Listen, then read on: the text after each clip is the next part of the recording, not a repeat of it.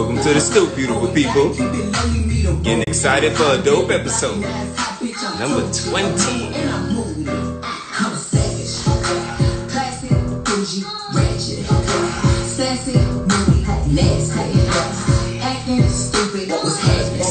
As we set up. My boy Gab join in.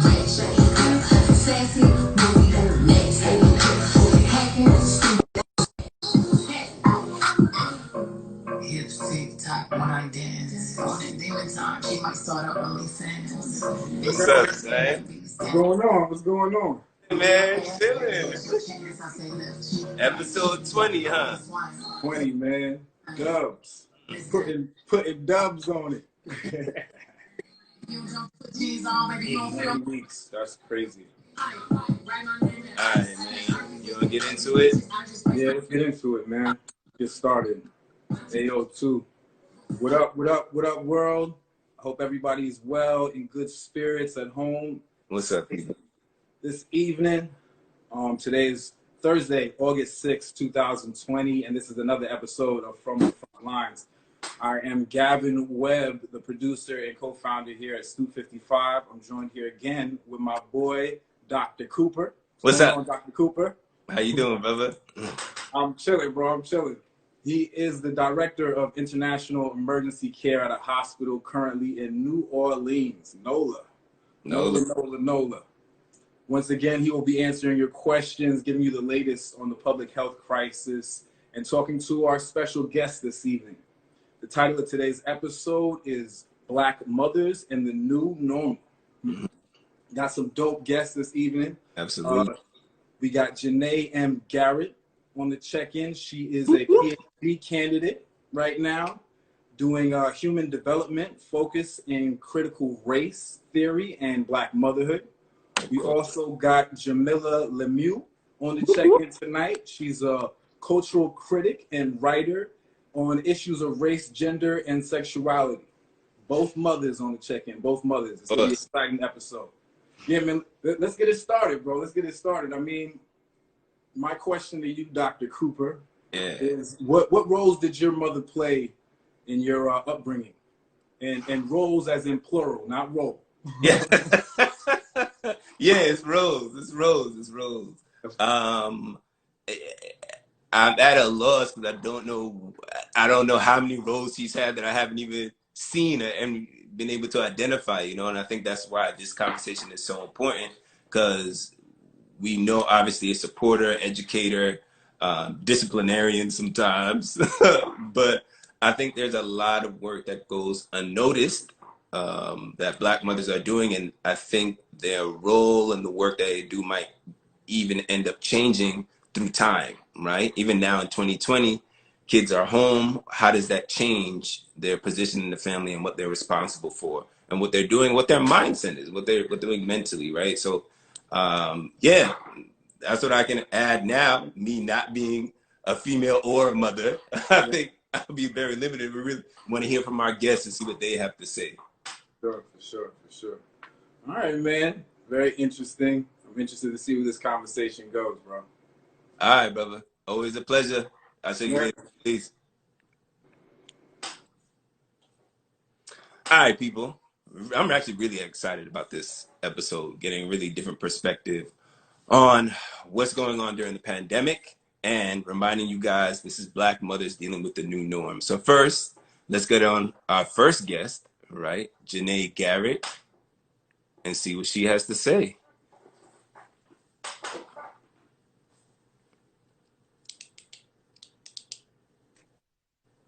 Oh, snap. What's up, Janae?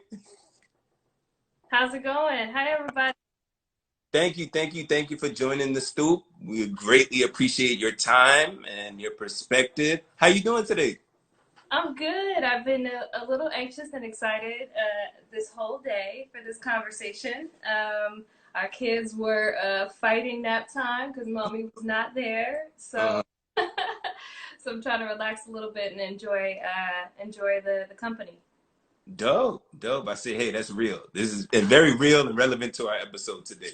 Absolutely. First, get a little bit of brief introduction to the people on the stoop. Can you tell them who you are? Who is Janae Garrett? Can you tell them who you are, please?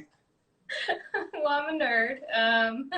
I am originally from Stockton, California. I have traveled a lot, so I went to Princeton for undergrad, Cal State Long Beach for my master's, and now I'm at UPenn getting my PhD in human development.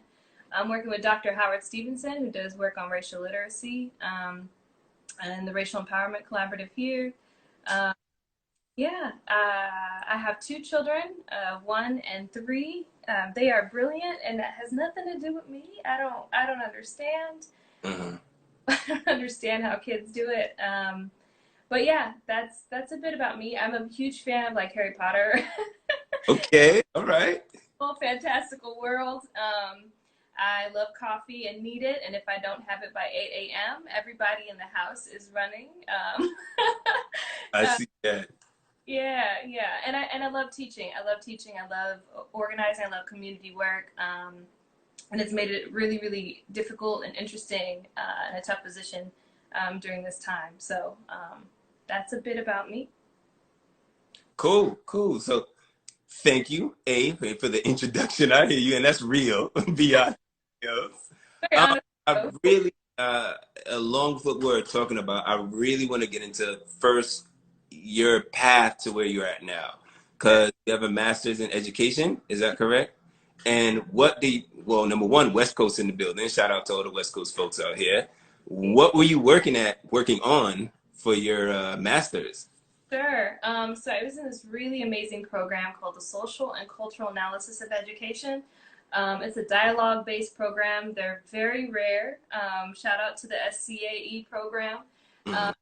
And the whole program is structured on like critiquing society, understanding how we got to this position, and really pushing us to dive deep around our questions that we take for granted every day. So the things that we might see on the surface as normal, and really asking about who's missing, whose voices aren't there, or even interrogating the ways that we perpetuate really harmful practices. And that program threw me for a loop because I had to learn a lot about how to be a better person in community. And I started my program right at the rise of Black Lives Matter. I was in Long Beach, and it was at the start and founding of Black Lives Matter Los Angeles. And so I had never been involved in protests or activism or organizing at the time, but I just remember feeling like my studies were irrelevant and I needed to do something. And I remember that night being like, I just need to be on a freeway, like get me somewhere.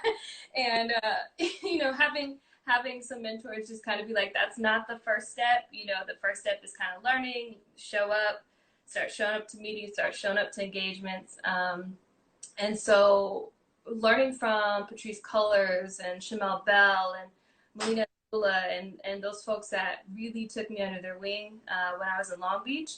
And I actually started studying how Black mothers raise critically conscious children. Actually, I'm a shout out. I got a whole bunch of books. I'm an academic. Hey, do your thing. We need to get educated. That's all we're here, though. So this book, Danny McLean, she writes specifically about Black mothers who are organizers. And so that's what my master's thesis was about. And the ways in which it's, they're not just having critical conversations about race, like their conversations are really intersectional. They were encouraging their children to ask questions about the world and make their own decisions. And they were doing it in ways that were, how do you say it? It was very well rounded. So, it was, hey, let's get on YouTube and look at how the media presents this topic. And then let's look at firsthand accounts from folks on the ground. And then let's look at books about this. And then let's look at children's literature. And then let's talk about those different perspectives and which one you feel is most the truth. And so it was a really beautiful experience to hear about how, these mothers were thinking about gender, sexuality, disability. So it wasn't just about race. It was about, hey, we all have these lived experiences in the world, and we have to think about the ways that we both have power and also the ways in which we are struggling collectively to transform, right? Like our conditions towards freedom. So that's what I did for my master's. And it got me really interested in human development, because even though most of these mothers weren't saying I'm doing this in a developmentally responsive way, they were, they were listening to their kids. They were saying, my daughter, is really sensitive to sounds. And so she didn't like protests. So she would sit and journal while I, engaged in protest. Again, I'm gonna shout out Chanel Bell. She does, street dance activism. So for her, dance and joy and music as a form of resistance, right, is what she was teaching her son, and it was her contribution to the movement. So, it just really got me thinking about the ways that mothers really do think about the age that their children are in, right, what they're able for, and they are able to decide that, right? Like, human development, in a lot of ways, misses the mark on race. And it also, I think at times in general, people don't always see children as able to handle what they can handle. Mm-hmm. But they see everything. They hear everything, and even if they can't respond in ways that make sense to us, they're developing their own understanding. They're making meaning of the world. So these mothers were doing that with their kids. And got me thinking about, like, how do people who do human development work, how do developmental frameworks apply to this, and how can we mesh those two worlds, so that developmental conversations aren't lacking a critical race lens, or aren't lacking a lens that is Black feminist, right? So I hear we have a lot to talk about in there. That was a juicy start. So, yeah. a little bit about I wanted to talk about. So, when you first started doing the research, right? What did you hypothesize in the beginning, right? What did you think the result of it was? Did that fall in line to what you found? You know what I mean? Yeah. I was really new to organizing. So I was at a panel where Dr. Melina Abdullah, was talking about her children, and she was joking, and I hope she hears this at some point. But she was joking about how her daughter came home and was like, yo, my teacher can't teach me anything about being Black. Like, this white woman can't teach me anything about myself. And so she laughed. She laughed, and she was like, I knew my daughter was just trying to get out of her homework. But she was like, the fact that she was able to say that to me lets you know what kind of lens and what kind of work we talk about at home, right? Like, the kind of lens her daughter carries. And I was not a mother at the time. My husband and I were not dating. I had no, there was no, in my future, in my head, kids anytime soon. So I remember thinking, like, okay, how do I raise a kid like that? And that's what got me interested in the work. And at the time, in my head, I was like, okay, these are little, like, these are little radical kids that are, like, rocking protest signs, and, they, the stereotypical images that people have of, I think protesters, organizers, what people consider radical folks. And it was, that I had to unlearn that quick. That is a very harmful, I think, notion of, and it's a dehumanizing notion of, like, the fullness of the humanity of organizers and mothers, right? It's like, it's so much more nuanced and complex than that. So I've grown leaps and bounds from then, both as, like, a researcher, but also in the way that I just think about community, family, race, intersections of race and class, and even, like, privilege. It's like, it's a privilege to have these conversations and not feel stressed about, things that my mom and my grandmothers were stressed about, whether it's money or food or, housing, right? There are all kinds of ways in which, the things that mothers think about, and the things that they are navigating every single day, need to be brought to the forefront, I think. So to answer your question, that can be long-winded, so feel free to bring me back. But that's how I've grown a lot in the work. And I think more now about healing, right? I think more now about, like, maintaining joy, and not just a framework of survival, and not just a framework of resistance. Mm-hmm. you know, learning that racial stress, you know, can and literally does kill us. Yeah. You know, has me thinking a lot more about like how do we better support each other? You know, how do we better elevate people who are healers and already doing this work and have been doing this work for a long time? And then moments where, you know, Black women and mothers who've been doing this for years should, you know, be at the forefront. So moments that, you know, folks like us in academia need to step all the way back. And so I would say I'm in a place of like learning still, especially as a new mother. Yeah, I think it's really interesting you talk about kind of like the conception and the conceptual approach to being a mother, right? And how that could change culturally based on culture, based on class, everything. And so with that segue, I want to get into the work you're doing now. And we got to almost define some terms because I had to read your stuff and be like, all right, what is she talking about? And she needs to break it down for me. So can you talk about this term mother work and kind of a little bit along the lines what your research is on now? Sure. So I started with Patricia Hill Collins. This is actually mother work is a part of her Black feminist work and her foundational Black feminist work, but it's not as widely, I think, discussed as some of her other frameworks.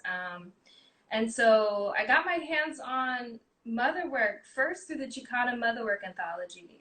It's a group of Chicana and Afro-Chicana scholars who are talking about the ways that they've been mothers through academia, and the ways in which they've kind of collaborated to resist and transform, and how they show up in places with their children, right? Like academic spaces are not friendly to, Mm.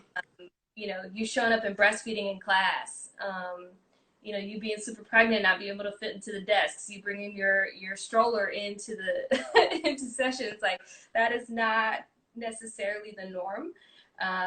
And so when I got my hands on the Chicana Mother Work Anthology, I was like, hold up. You mean the way that I want to operate in my life has already been like written about, and there's people that are doing this. And then I learned that they had, in fact, kind of built on Patricia Hill Collins' work. And then Dr. Terry Watson, she's been doing work on Black mother work in Harlem, Mm-hmm. and the ways that like Black mothers help desegregate New York schools and like what that experience looked like. Yeah, and so mother work, to circle back, mother work is the idea that you know, for Black mothers, and Patricia Hill Collins says mothers of color, you know, there is an inseparability of our labor and the way that we care for our families. Mm. It disrupts the notion that like work and home are in a binary, right? Like there is no, and we're seeing that especially now during COVID, right? And it also disrupts binaries around gender norms. You know, to say that this isn't a woman's work, right? Like it's a community work. It is your partner's work. It's family work. It's other mothers, right? Like I would not be where I am if it weren't for my great grandmother, my grandmother, my community aunties, my church aunties. You know what I mean? Like my mom was a single mom for a while, and then when my stepdad came in the picture, his family, right, were also mothers to me. And so mother work acknowledges that work that mothers do as labor. Mm. Um, and it also calls into focus the fact that Black women aren't just thinking about their survival and sustenance for their children, but they're thinking about, right, like the whole of like intergenerational children, right? Like, what does the future of Black life look like? And so Black women being invested in that work when they're raising children, and constantly thinking about it, right? Like you can't be in community and see a little Black boy and see the police nearby and not be like, I'm gonna stand here and watch, make sure that kid's good. Yeah. Um, Yeah.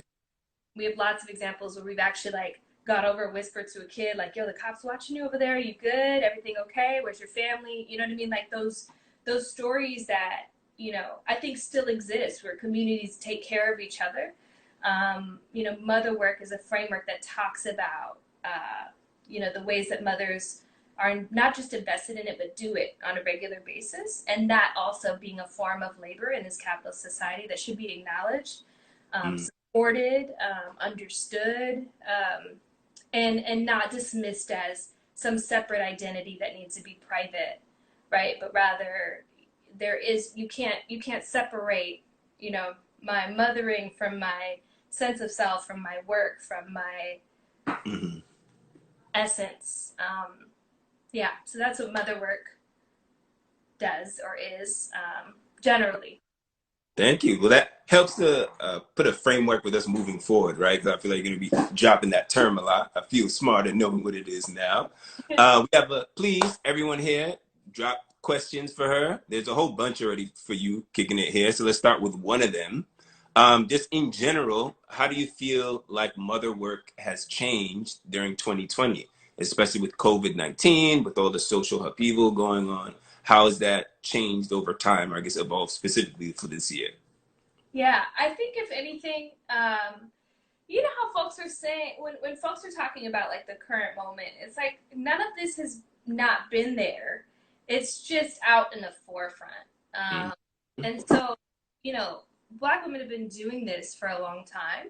I think what we're seeing, and also like, you know, other caregivers, not just like mothers, but I think the hard question that I'm thinking about and facing is like, you know, when you look at who's on the forefront or the front lines, whether it's, you know, service work, whether it's, you know, other forms of labor, whether it's folks who work in hospitals, whether it's teachers, Black women are having to be out and working, even though, right, their kids have to also be home.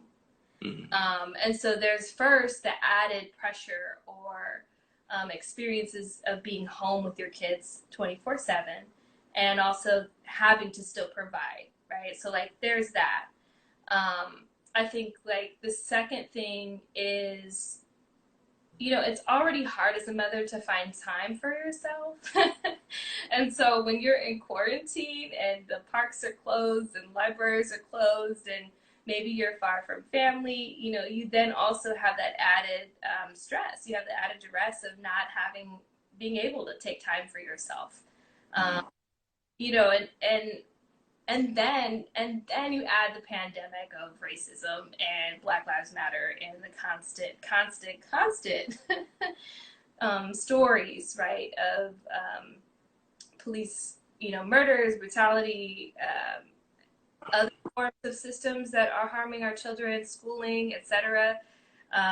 You know, so you add that, and that's always, even if our kids aren't out there, it's always up here, right? In our minds and our hearts, it's there. So COVID plus what's happening in the streets, plus being home, and perhaps also not having the normal support you might have, and then financial strain, right? Because I think by and large, I'm hearing that everybody at some level is experiencing that. It's like, how much more can Black women give, right? Like, and I'm, you know, as strong and as powerful as like my friends and colleagues and folks that I know are, it's like, you know, I'm also worried. And so my friends and I, we write together. I'll just hit a friend like, here's some coffee money. You know, we hit each other like, here's some diaper money. Like, hey, you need some help. Let's tap in. How's therapy going? You know what I mean? Like, there are different ways in which like we cultivate this like underground kind of network of support. You know, but that's helpful, but it's not always enough. Yeah, so it's a tough time. And so, you know, mother work, I think, is a good framework to talk about that. And to talk about like abolition, you know, what does it mean to disrupt capitalist norms? What does it mean to disrupt individuality? What does it mean to advocate for no police in schools? You know, and Black women have been doing those things for a long time, for increase in pay, for, you know, universal health care. Like all of that is connected. Like it's fundamental to our survival. So So yeah, all of that is relevant in this moment. And mother work is just a puts words to it, um, you know, so that those who want to study it or examine it from a certain lens, it gives us the opportunity to do that. I hear you. I hear you. Getting to another question, shout out to Sasha out there. How do you feel people could better support or support Black mothers during this COVID era? Yeah. Well, okay. So if anything I've learned from research is I know nothing at all, and that like none of our experiences are the same, right? So like I have a partner, my husband. He's a great father. You know, when I'm having those days where it's just like I can't. I can't. If you don't get these little children off of me, I love them. They're my everything. But if you don't get them off of me, Yeah. a tough day. By like noon, I describe it this way. It's like by noon some days, I'm a pressure cooker. Like, and it could be nothing at all, right? It could be, oh, that sock that was cool yesterday is no longer cool today.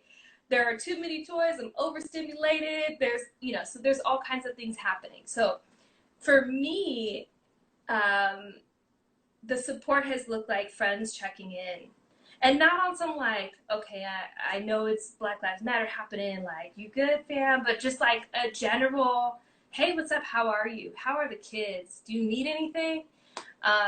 You know, with my husband, if you all have partners, whatever your partnership or your network of support looks like, it's also required me to say when I need help. There's a relationship there that has to happen, and that self work that, you know, I have to some days just be like, look, I actually can't do it today. I can't do these things that I would normally do. Therapy has been huge for me. I don't go enough, but therapy has been helpful. So again, it's different for every person. I've had a lot of friends offer to read to our daughter. She loves to talk. She is a storyteller. She will talk to you all day. She says mommy with rapid fire, and probably at least 10 times in the course of 2 minutes. And so when my friends are like, are you having a day where you need me to read to her? They will spend 30 minutes on, you know, FaceTime, and they talk, and it helps. That little bit of time helps. You know, I've had friends offer to take walks with me, meet me at the park. You know, there are different ways in which financial support is always good. But also, you know, those small moments that give me back some time are helpful. Those subtle reminders, like my mom will be like, hey, have you had a doctor's checkup yet? You know, the stuff that we do for other people. It's always helpful for me to have those small reminders. Yeah, so I just say, like, you know, if you know a Black woman in your life and you know them well enough to know what they appreciate, what they like, that's a first step. You know, a second step is really authentically like listening. You know, if she just wants to rant, let's listen to her rant today. You know, don't critique that. Don't say, well, I don't know what it's like to have kids. No, it's okay. Just listen to me, right? Sometimes I think that's enough to alleviate stress. But the material ways in which people can show up, if you have money to show up for your friends, show up for your friends. You know, none of us, well, myself, I have never rejected a gift for my kids or a book for my kids or some, you know, when grandma wants to send clothes, go ahead, send summer clothes, you know.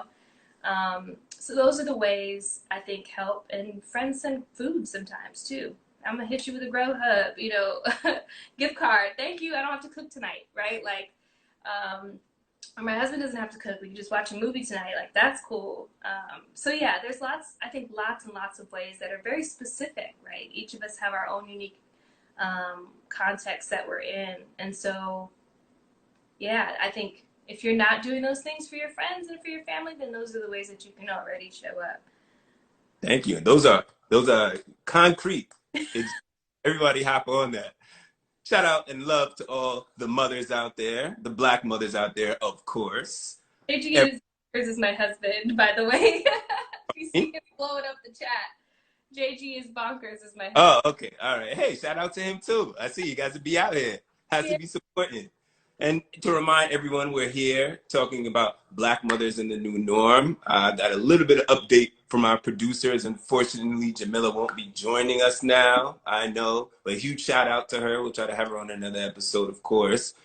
At the same time, we still have our human development expert here that everyone could still drop questions for, and we'll keep going. All right. I want to make a Sasha. to. Yeah, I know, Sasha. Yeah, Sasha. Oh, wherever you are, Sasha. Hi. I think one of the big things we talked about before we got on this episode is how limiting, especially because I was thinking about my perspective in medicine, how limiting diagnosing diseases, specifically when we're talking about maternal mortality, postpartum depression. It can be when looking through a framework that medicine is. It's predominantly white and male dominated, and that could be limiting, very much so. Can you talk a little bit about your PhD work in terms of what self-talk is and how this very much matters to how we take care of our mothers? Yeah, absolutely. So I think, anyone who's paid attention to any national news about, Black birth, Black women giving birth, motherhood, I think it's, just starts with like, listen to Black women. I think, research demonstrates that, medical professionals don't think we feel pain the way that we feel pain. My husband was telling his friend the story the other day that in my first birthing experience, I had a C-section both times, and I waited more than 12 hours for pain medication and water the first night I was recovering. And I told multiple nurses, and I was crying. I was breastfeeding. It was the middle of the night, and I had had a 30-hour labor before an emergency C-section. And so, I just remember feeling so defeated. And the one person that showed up for me was a Black nurse.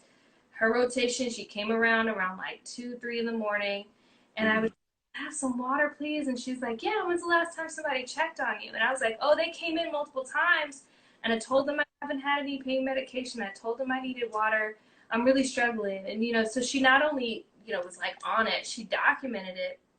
She offered to take the baby to the, nursery if I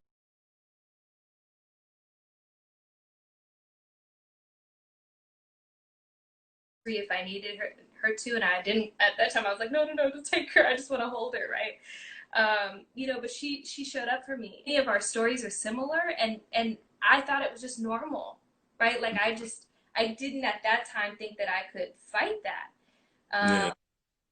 The second time around, our baby was head up the whole time. I call him my little yogi baby, and they weren't doing enough ultrasounds, and so they just kept saying, "You're fine, you're fine. He'll probably flip. Don't worry, don't worry."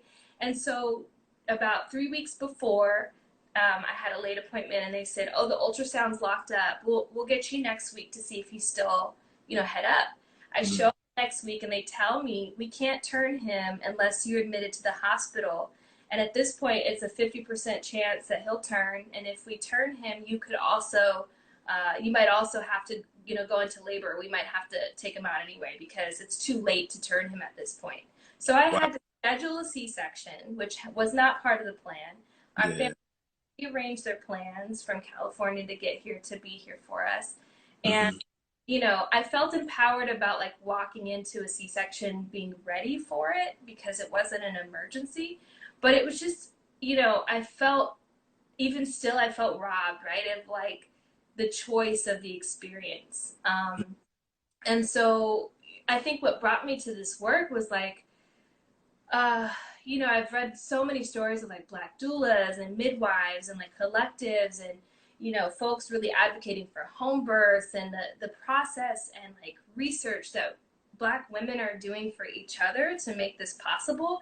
It's just like mind blowing. And although we probably don't have a plan to have kids anytime soon again, if we ever did, I want to find a doula, right? Like, and I want to have a totally different experience and like trust that I'm able to have that experience with people who really support that, right? Theoretically, that they believe that I'm able to do that. And so I think like fundamentally, the way that people think about Black women and birth and motherhood impacts the way that they're going to provide a relationship of care, right, to patients. I think the same thing goes for the way that we support mothers in our communities. If I think you're the strongest woman I know, right, you make this look easy, I'm not thinking about that pressure cooker building up by noon, right? And I also, you know, a lot of us, social media is curated, right? So a lot of us will talk about the ways that we love our children, the things that we go through, et cetera, et cetera.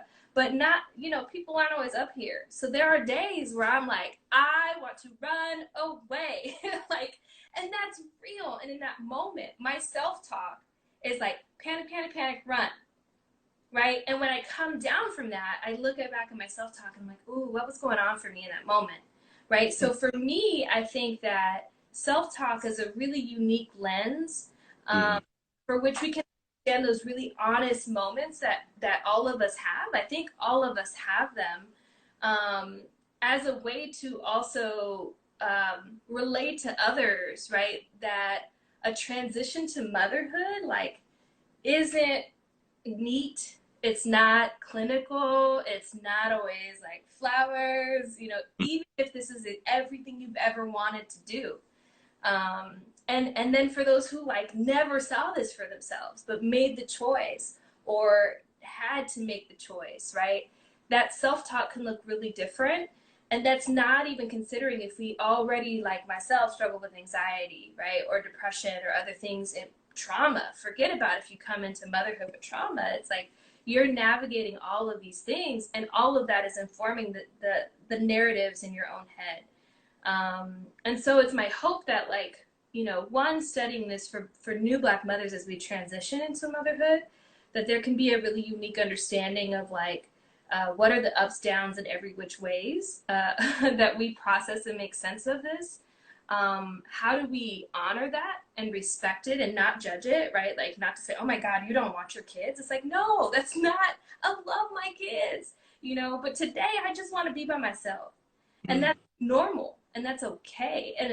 And given everything that Black women, you know, have to navigate on a day-to-day basis, like, I'm not surprised that that's more common, right?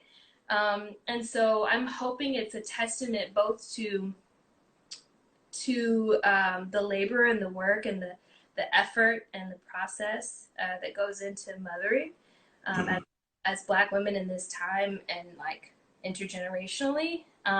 But also I hope it's a tribute to say, like, I see you, I hear you, you're not alone. And let's like make this normal, right? So that not just for other people's gaze, but for each other, right? Like in sisterhood and community, like, this is normal. And I got you. And when I'm going through it and you're going through it, let's like go through this together, right? So it's not as isolating. Thank you, Sarita, for the words. Yeah, it's not as isolating because you can still be, I have a wonderful husband, and there are days where I feel really alone still, and that's not his responsibility. He does everything in his power, right? Even on his bad days. So it's more of it requires a transformation of the way that like society and community thinks about motherhood and families, especially around race, gender, sexuality, right? Can only imagine being a queer and trans family and Black folks in this time, right? And how scary it must be to not have, right? Not always feel that community of support in the ways that others do. Yeah. I hear you. I hear you. The questions are blowing up. I just want to let everybody know. I see your questions. I see your questions. All right. We'll get them and necessary and detailed. I'm just afraid to all of them. But I just want to let everybody know we do recognize them. So somebody mentioned, just to add that in, can you talk about the deep history roots of medical racism more in depth of how it's continuing? Ooh, okay. So I'm going to point you to some books because, you know, I got to shout out the other scholars that have been doing this long before me. So there's Reproductive Injustice. This is a great one. She talks about like what folks are calling obstetric violence or obstetric racism. I'm probably pronouncing that wrong, but essentially the way in which like medical racism shows up in the world of like OBGYN, you know, prenatal care, postnatal care. Most of us only get one visit postpartum with a doctor. Like, that's not okay. You just rip insides out. You see me once, you're like, good, see you later. Yeah, and then like Dorothy Roberts, she's here at Penn. I don't have all of her books, but she's been doing a lot of work around both the relationship of the medical, right, like the history of medical racism, but also in connection to the way that like family is policed through structures like and now the language, I'm gonna miss the language. Not adoption. What is the word? What is, somebody help me out here. Foster care. There we go. So that I'm like, it's there. But the way in which like even the system of social work and the ways at which like families are cared for, right, isn't always sufficient, and also should be abolished or reimagined. So there's this structure, right, that is in tandem with the medical system. Fostering, thank you. Yes, that's in tandem with the medical system that creates this really unique and sometimes very challenging experience for Black women. And the way that it's continuing is that, you know, I think one, you can talk to other doctors, Black doctors, and when they're honest about it, they will tell you that it's a hostile environment for them. You know, I would say that's the same for any birth care workers. That's why folks are creating these spaces outside of, you know, traditional medical systems. I would say that, you know, you can call for more Black doctors, but still the structures that create this type of care are still there. And implicit bias training is like, no, it's nowhere near enough. Like that's just not, you know, I think it's a check mark to say, hey, we're doing our work. Yeah, so it shows up in like not listening to Black women and not providing adequate like pain support once they've had birth, and not providing enough prenatal care even when, you know, Black women want to go to prenatal care. And I also think it's a deficit, like what I mean by deficit, it's like it's also the way that doctors think about Black women, and that informs the way that they treat them. Whether it's assumptions about their income or assumptions about their relationship and their support, assumptions about, you know, how they're going to provide care. There's lots of work around most doctors actually don't recommend breastfeeding to Black women when they would recommend breastfeeding to others.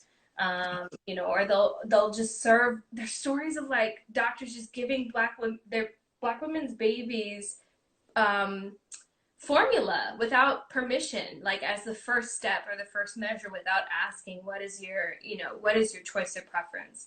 And I think this continues, you know, far beyond prenatal or postnatal care. I think like a lot of us, I'll speak for myself, our relationship to doctors starts long before prenatal care, starts long before the choice or decision to have children. And all of that, like all of that racial stress, all of that relationship to the medical system impacts the way in which you carry your pregnancy, the way in which you either navigate or don't navigate stress and mental health during your pregnancy. And all of that actually deeply impacts your child. I mean, there's even work coming out around how like mothers in proximity to ICE raids, for example, that there are outcomes that are impacting their children in womb, right? Like, so there are really nuanced ways in which people are trying to understand the spiritual and bodily connection between a mother and child in womb, and then the way that which like medical racism unfortunately perpetuates harm in that dynamic, right? Or in that relationship. And it's violent, and those of us that have really good stories, yay, I'm glad, I'm grateful. This is not the experience of everyone, but unfortunately it's still a trend, a sweeping trend. Yeah. I hear you. And just everybody, in terms of the book list you had, we'll create a separate post and put it on there, because I think that's everything everybody needs to know. But all the books that you mentioned during this situation, to add on to the list also, I've read Medical Apartheid by Harriet Washington. That's another really good one. I think it's helpful to talk about the racism that's really imbued within the medical system.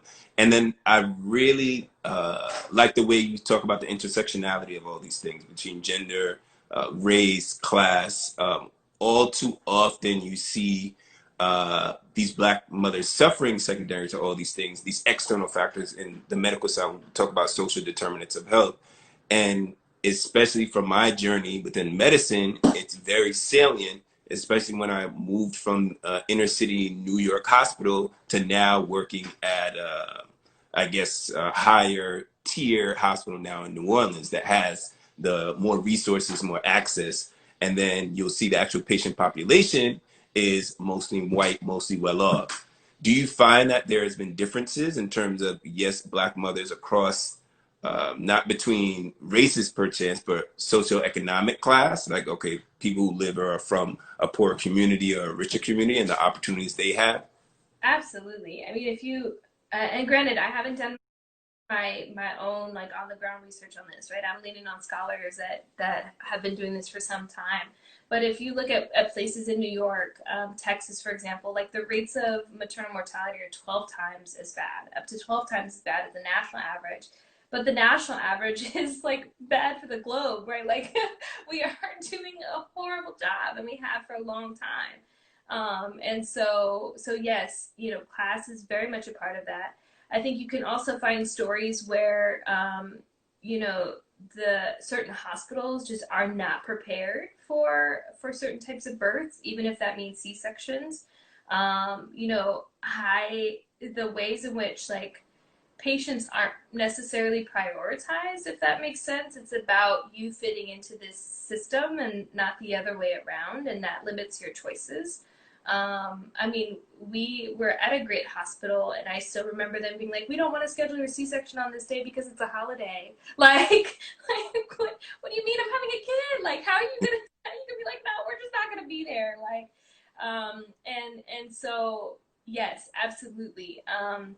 And then I also think that your level of healthcare insurance also dictates the type of care that you're going to get, right? I've heard stories, read research around like people not being given certain options because they're on public assistance or some form of, you know, public healthcare plan. And so it's just like the stories are truly horrifying, you know, and again, just like the resilience is just not a proper word. You know, the ways in which like we've had to adapt as a community is just like mind blowing. You know, but it shouldn't be the norm. It shouldn't be that way. So it's important. And you know, in those ways, I know that I'm more privileged than some, but like PhD students are also not like we're not balling like people assume when it comes to, you know, pursuing a PhD. So I think those questions around class are very, very, very important, especially as we consider or reimagine what community support looks like. It's like, who can you invite to advocate for you when you don't want to argue with your medical insurance? Can you tag in a friend, you know, who can call and say, hey, my friend has been asking for this long, or my friend needs this appointment, or my partner needs this. There have been people who have offered to step in for me when I felt unheard by my doctor or my healthcare insurance.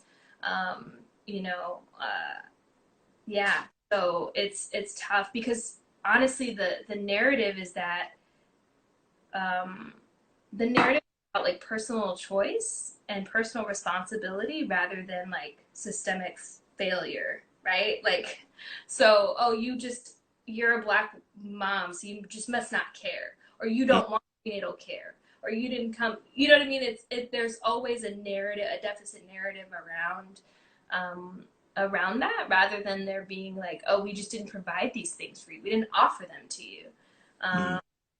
Yeah, so It's funny you mentioned that too, because I feel like a lot of people who approach this argument can take it from two sides, right? A lot of people say oh, it's a behavioralist argument that your actions have put you in this place, rather than a structuralist argument saying, all right, all these factors caused this to happen in the first place, and we need to change the structure in general. So I think it's really important to kind of add with this framework to kind of topple down these systems that perpetuate this stuff. And I'm still going through questions, here. You are popular to talk about. All right. Impact your mental health. All right. How about we go with this one? Do you personally feel like your experiences negatively impacted your mental health? We Um, keep the rest of that, but we'll start there. Sure. So I don't think about so mental health. I don't think of from like a negative, positive. I think binary. My husband and I talk about mental health a lot. He's a huge advocate for folks, and I've grown a lot. I think in my learning, because my family, the first time I told them I wanted to go to therapy, they were like, "For what? You okay?" It was kind of like a, "What? Why are you going to therapy?" Well-meaning, well-meaning, but not understanding why folks go to therapy. So I don't want to say that it's impacted me negatively. I would say that, there has been an ebb and flow where, some days I'm having what I would say is a really hard mental health day for me, right? Where, I can't get up from the bed. All I want to do is sit and cry. Some days with my son, it was more anger. With my daughter, it was like I was crying all the time. With my son, it was like everyone thought I was angry. I was internally angry. I still have days where I call it my mommy rage. And it's definitely intimately connected to both my experiences, but also what's happening in the world around me. Mm, I cannot help but think about what this world is going to look like for our kids.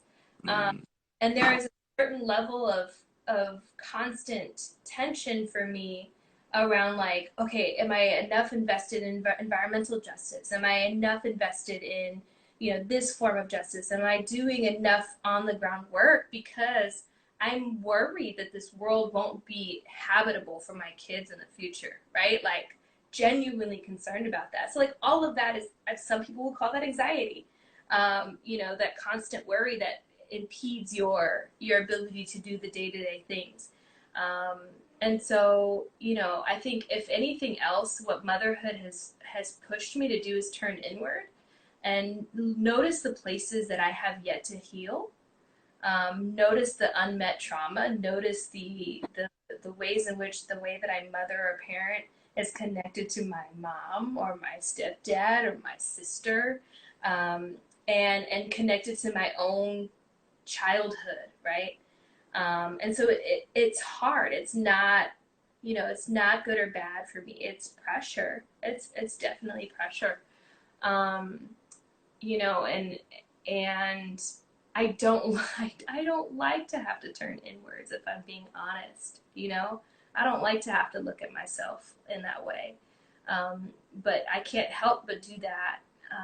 When you've got children that you're trying to raise in a way that's liberatory. You're trying to raise in a way that's different. Um, our children, they tell us no. Our children tell us what. Oh, it's okay. Our children tell us no. They tell us what they prefer. They they'll tell me I don't want to be touched right now. And we cultivate those things because I think as children it wasn't okay for us to say some of those things. And so all of that impacts what I would consider my mental health. And then as a scholar of race and racism, there's that added level of like I'm always in my head. Um, and so there are some days, honestly, and I know my friend on here, Sarita, is a psychiatrist. I appreciate everything you're saying in the chat. There are days where my self-talk, is very much, not the greatest. My self-talk is not the greatest some days. But yeah, it's a lot of weight sometimes. It is. And I would never take back parenting. I think if anything, I wish somebody had told me it was more of a personal journey about who you are and who you want to be in the world, and that's going to show up more real, in a more real way when you have people's lives, both growing from you and depending on you. I can't not feed my daughter, and if I don't feed myself, she's going to notice I don't feed myself. So then I'm demonstrating habits or behaviors that aren't healthy for her. So raising them forces me to heal. in ways that I perhaps have run from in the past. And that's something I have to take up, but I have to choose to take up, and that's hard. That's hard work. Yeah. So great question. Great question. As we start finishing up, I want to thank you so much. We just didn't have enough time to go over everything. We're going to have to probably have another episode with you on it, because it's just not enough time to go over all the questions and for everybody to learn all this knowledge, or even knowledge that's already out there that needs to be brought to the forefront and people need to be taught about. So I want to would you please give us any last words? Take a second. Anything you want to shout out your people? Any messages you want to leave us with while you're here? Yes. So I would say if you are a mommy, try to take 10 minutes for yourself tonight. Take 10 minutes. If not 10 minutes, if 10 minutes is too much, start with 5. I think the days that feel like nobody cares, that's your stuff. So reach out. And I think in moments where you feel flaky and you're pushing people away, tell them that's what you're doing. I've learned to tell my friends, it's like, hey, I'm not trying to be dismissive. I'm not trying to pin everything off on my kids. I'm having a hard day and I don't know how to tell you. So as authentic and honest as you can be with the people who have your back, do that. And then I want to shout out again, the China Motherward Collective, Dr. Howard Stevenson, the Racial Empowerment Collaborative, Kemka, Dr. Aniwo, who's my mentor and has really been my rock. And then my mommy friends who are also pursuing their PhDs who write with me. So Wintry, Melissa, who's on the call, Brooke, I've got a lot of folks who check in, who write with me, and who make my work better. And so I'm grateful for all of you. Obviously, my husband and our kids. So yeah, it's an honor. I know I missed stuff, so thank you for all the great questions. And y'all tap in. I love this stuff. I'm happy to talk with folks. I'm happy to write together, whatever it is that people want to do to engage. This is my heart's work. So yeah, take care of your folks. If you know other mothers and family in need who need support, they probably do. But if not, take care of yourself. Take some time to yourself tonight. Janae, thank you so much for being on the Stoop. We all really appreciate your words of wisdom. Shout out to your family and your friends. And we'll be talking again. We'll be talking again. All right? Be safe. Peace. Peace. All right, everyone. Thank you for joining us for episode 20 of On the Stoop, speaking with Ms. Janae Garrett on Black Mothers and the New Norm. She dropped a lot of dimes. I'm going to have to rewatch this episode myself to get on it. But there are just so much pressure and so many responsibilities and so much, I think, unrecognized tasks that Black mothers in general, but specifically we're talking about Black mothers here, have throughout the world, right? Our society puts an unreasonable amount of expectations on them, and they succeed. Shout out to my mother. Hello. But the conversation with Janae really kind of highlighted all of that. And I encourage everyone to go back and rewatch this episode like I'm doing right now, speaking what mother work is. And even though it might have changed a little bit in 2020, it's always been there. All right. As usual, even though we are apart, we'll go much further together. Thank you, everyone, for joining our episode. And we'll be sure to post all the books that she recommended too. Have a good evening. Stay safe. Stay aware. Stay informed. Take care.